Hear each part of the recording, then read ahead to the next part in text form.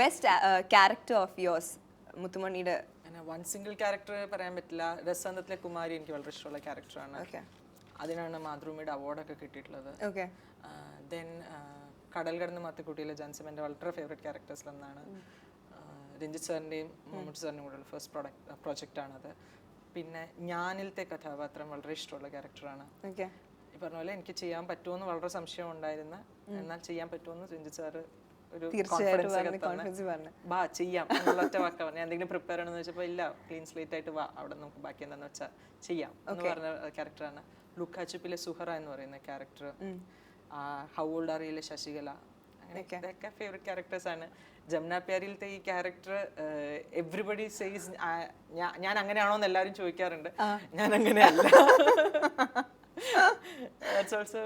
എന്നുവെച്ചാൽ ഞാൻ ചെയ്തിട്ടുള്ളതെന്ന് എന്നെ സംബന്ധിച്ചിടത്തോളം ഒരു ഡിഫറെന്റ് ക്യാരക്ടർ ആയിരുന്നു. ശരിക്കുമുള്ള മുത്തുമണിയുടെ ക്യാരക്ടർ ഏത് സിനിമയിലെ ഏത് ക്യാരക്ടറുമായിട്ട് ക്ലോസ് ആയിട്ട് പറയാം? How old are you Sasikala. Not a bad front.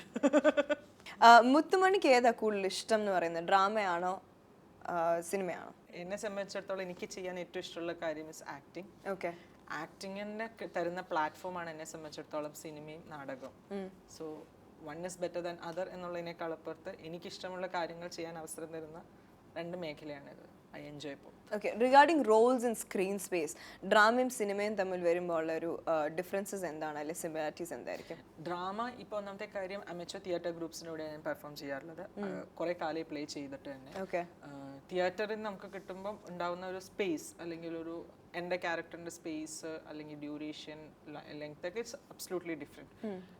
അത് സിനിമയിൽ നിന്നും ഡിഫറെൻ്റ് ആണ്. അപ്പം അത് നമുക്ക് അങ്ങനെ കമ്പയർ ചെയ്യാൻ പറ്റുന്ന ഒരു ഇതിലല്ല, സ്കെയിലിലല്ല കിടക്കുന്നത്. അഗെയിൻ നമുക്ക് പെർഫോം ചെയ്യാനുള്ള ഒരു ഓപ്പർച്യൂണിറ്റി ഉള്ള സ്ഥലത്ത് we will enjoy it more.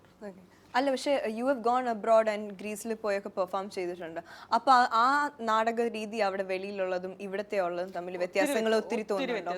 2001 ഞങ്ങൾ ഗ്രീസിൽ പെർഫോം ചെയ്യാനായിട്ട് പോകുന്നത്.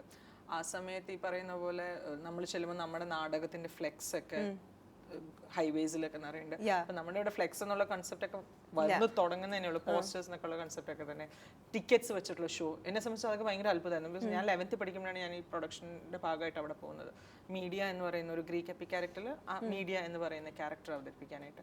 അപ്പം എനിക്കും എല്ലാം പുതുമയാണ് അവിടെ ചെന്ന് കഴിയുമ്പോൾ. ഈ ക്യാരക്ടർ എനിക്ക് പുതുമയാണ്, ഈ ഫെസ്റ്റിവൽ എന്നെ സംബന്ധിച്ചിടത്തോളം പുതുമാണ്, ഫോറിൻ ലാൻഡ്.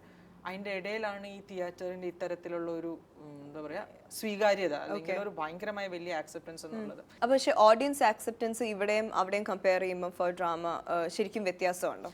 വ്യത്യാസമുണ്ട്. കേരളത്തിലെ സിറ്റുവേഷൻ ഇസ് ഇംപ്രൂവിങ്. ഇപ്പോൾ ഫോർ എക്സാമ്പിൾ ഖസാക്കിന്റെ ഇതിഹാസം എന്നുള്ളൊരു നാടകം 3 ദിവസം അടുപ്പിച്ച് കൊടുങ്ങല്ലൂർ സ്റ്റേജ് ചെയ്യുന്നു. ടിക്കറ്റ്സ് സോൾഡ് ഔട്ട് ആണ്. ആ ടിക്കറ്റ് സെല്ലിംഗ് ഔട്ട് എന്നുള്ളതല്ല ഇതിൻ്റെ അകത്ത് ഞാൻ പറയുന്നത്, കമേഴ്ഷ്യൽ ഘടകമല്ല ഞാൻ പറയുന്നത്. ഒരു പ്രൊഡക്ഷൻ കാണാനായിട്ട് ആൾക്കാർ ഇത്രയും താല്പര്യത്തിൽ എത്തുന്നു എന്നുള്ള ആസ്പെക്റ്റ് ആണ് ഞാൻ പറയുന്നത്. Well, coming to your future projects എന്തൊക്കെയാണ് അതർ ദാൻ VTPT? VTPT ഇപ്പം വിഷു റിലീസ് ഉണ്ട്. അത് കഴിഞ്ഞ് രഞ്ജിത്ത് സാറിൻ്റെ ലീല എന്ന് പറയുന്ന സിനിമ, ഉണ്ണിയാറിൻ്റെ തിരക്കഥയിൽ ബിജു മേനോനാണ് സെൻട്രൽ ക്യാരക്ടർ ചെയ്യുന്നത്. പിന്നെ അതിൻ്റെ പാവ എന്ന് പറയുന്ന സിനിമ, പാപ്പനെയും വർക്കിയെയും കുറിച്ച്. അനൂപ് മേനോൻ മുരളി ഗോപി പേരാണ് അതിൻ്റെ അകത്ത്, ഡ്യൂ ആണ് അതിൻ്റെ അകത്ത് വരുന്നത്. ന്യൂ ഡയറക്ടറാണ്, സൂരജ് എന്ന് പറയുന്ന ഡയറക്ടറാണ്. ഇതാണ് മെയിൻലി ഉള്ളത്. പിന്നെ ഇപ്പോൾ അഭിനയിച്ചുകൊണ്ടിരിക്കുന്നത് സിദ്ധാർത്ഥ് ശിവ സംവിധാനം ചെയ്യുന്ന കൊച്ചവ പൗലോ. ഞാൻ പറയൊരു അക്ഷരസ്ഫുടതയോടെ പതുക്കെ പറയൂ, പ്രേക്ഷകർക്ക് മനസ്സിലാക്കാൻ വേണ്ടി. കൊച്ചവ പൗലോ അയ്യപ്പ കൊയിലോ. ചാക്കോച്ചനാണ് അതിൻ്റെ അകത്ത് നായക കഥാപാത്രം ചെയ്യുന്നത്. ഉദയ ഫിലിംസിന്റെ പുതിയ മീൻസ് കാലങ്ങൾക്ക് ശേഷം വരുന്ന പടമാണ്. Well, all the best. വള്ളിയും തെറ്റി പുള്ളിയും തെറ്റാതൊക്കെ പോട്ടെ എന്ന് ഞാൻ പ്രതീക്ഷിക്കുന്നു. Thank you so much for coming to Star Jam. Thank U.